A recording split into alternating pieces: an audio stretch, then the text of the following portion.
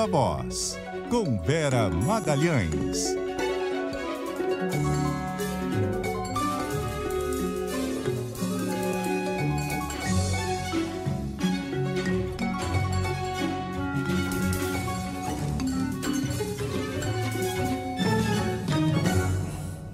Aí, Vera.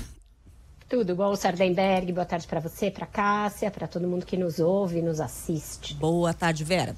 Bom, Vera, o nosso assunto obrigatório é a tramitação, né, do marco fiscal, do arcabouço fiscal no Congresso Nacional, porque tudo que está ali tem que passar no Congresso, né, Vera? Exatamente, Sardenberg. Ontem a gente falou sobre as impressões iniciais, você fez as ponderações devidas que foram se avolumando depois da nossa conversa ali, logo no calor do momento, né? Todo mundo, economistas fazendo ali, olhando mais no detalhe, sendo que ainda não tem o texto, mas já antevendo quais são as dificuldades para implementá-lo.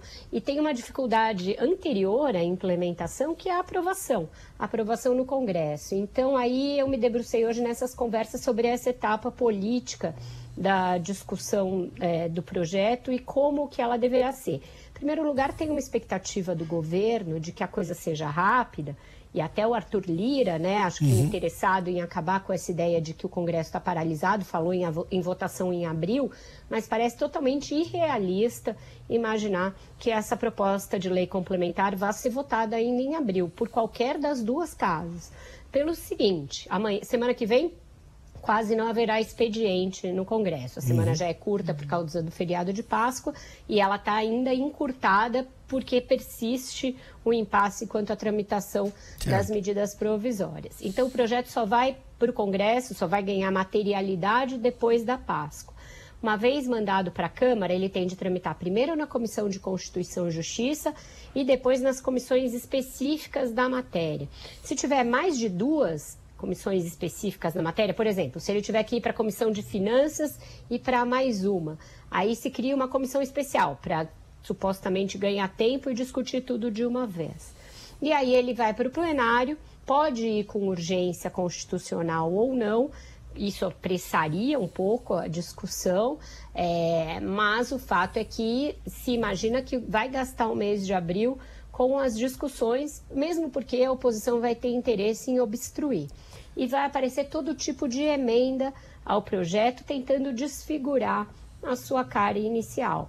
Tem uma grande discussão também quanto à relatoria do marco fiscal na Câmara. E o Arthur Lira quer dar para um deputado do PP, que é o partido dele. PP, Pato. Dois P's, que é o partido dele. O deputado Mendonça Filho, que é do União Brasil, pleiteou a relatoria e está ali na fila. E o deputado Pedro Paulo, do Rio de Janeiro, que tem ele próprio uma proposta de arcabouço fiscal, gostaria também de relatar, até para tentar mesclar a proposta dele à proposta do governo, que levaria que o projeto fosse bastante modificado. Se passar na Câmara e for para o Senado, e lá no Senado for alterado, tem de voltar para a Câmara. Qual é o embrulho que tem adicional em relação a tudo isso? A LDO já tem de ser mandada... LDO, Lei de Diretrizes Orçamentárias, que é uma lei que, como diz o seu próprio nome, ela organiza a preparação do orçamento para o ano que vem. Exato, ela tem de ser mandada em abril ainda para o Congresso.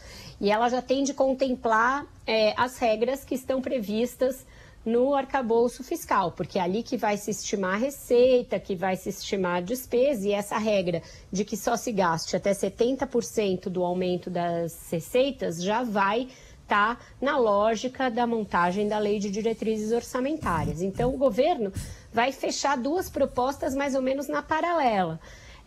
E elas vão tramitar também concomitantemente no Congresso. Então, não é nada simples, o governo ainda não sabe se tem base, quem estima para abril a votação disso está sendo, no mínimo, muito otimista. Agora, Vera, você ia perguntar? Não. Eu ia perguntar, tem chance de fatiar a coisa? Quer dizer, votar, por exemplo, só as questões do superávit primário, da regra de despesa, e deixar, por exemplo, fora a questão das desonerações, do aumento de imposto? Eu acho que eles podem até tentar fazer isso, alegando que tem uma reforma tributária para ser votada aí mais para frente, que faria mais sentido discutir essas questões na reforma tributária, mas pensando na lógica da medida segundo a qual, segundo o que o Haddad apresentou, todo o mecanismo está muito construído na ideia de que você vai aumentar a arrecadação, a receita, é só isso que justifica você ter uma janela maior para gastar. Então, eu acho que a proposta ficaria meio capenga. O que a proposta da PEC da transição definiu, né, até para alívio do governo? Que o marco fiscal poderia ser votado por proposta de lei complementar, porque não vai tirar ou colocar uma coisa da Constituição, vai só regulamentar de novo uma coisa que já foi inserida na Constituição. É uma interpretação bastante livre, mas que livra o governo de ter mais voto para aprovar o negócio. Então, são precisos só 257 votos na Câmara e 41 no Senado. Mas descasar a ideia de como você constrói um aumento de arrecadação parece que deixa a ideia do marco meio vazia, né? Então, eu acho que pode vir essa ideia. E eu acho que muitas outras tentativas de modificação vão ser implementadas, Sardenberg. Se você olhar uma fala do Lira, depois do momento inicial de alívio com a proposta, ele já fala assim, olha, mexer aí nessa questão de fazer mais gente pagar imposto, a gente tem de ver direito, porque isso é uma questão que tem lobbies muito poderosos, sobretudo na Câmara. Então, vai ser uma discussão para mais de mês. Eu diria que se votar no meio do ano, para o governo está de bom tamanho. Sem contar que alguém pode entrar no Supremo dizendo que tem que ser emenda constitucional, né? Pode tentar isso também. Entrar com aí o governo vai poder dizer, olha, uma emenda constitucional aprovou que poderia ser por lei complementar. Então eles estão calçados, porque foi uma PEC que foi votada em dezembro. A PEC da transição. Então... Bom, e finalmente, Vera, o Lula remarcou a viagem para a China.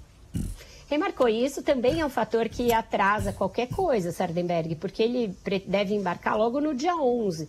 Então, é ali colado na Páscoa. Então, a gente imagina que passada a Páscoa a matéria vai, só que o Haddad está na comitiva, o Mercadante está na comitiva, o Rodrigo Pacheco está na comitiva. Se for mantida a comitiva original, todo esse pessoal está embarcando para a China. E aí eu não sei se eles vão largar a proposta lá tomando chuva e sendo bombardeado e vão lá para visitar a muralha da China, porque fica uma coisa meio descompromissada você jogar uma proposta tão importante e viajar, né? Jogou o marco fiscal e foi para a China. Que era o que o Lula pediu para o Haddad adiar exatamente com esse argumento, né? Que ele não podia mandar para o Congresso e ir para a China. Agora não foi para a China, agora vai para a China de novo. Porque o feriado de Páscoa acaba dia 8, não é isso? 9, é colado. Não, o feriado de Páscoa é sexta-feira, dia 5, né? Não, sexta-feira, dia 7. Exatamente, dia 8 e dia 9 acaba 9. O feriado. E aí, segunda-feira, o Lula ainda comendo ovo já viaja para a China. Não imagino que o Marco vai ficar aí esperando o coelhinho voltar. Vera Magalhães, muitíssimo obrigado, Vera. Bom final de semana, até a semana. Para vocês também, um ótimo fim de semana, até segunda-feira. Até mais, Vera.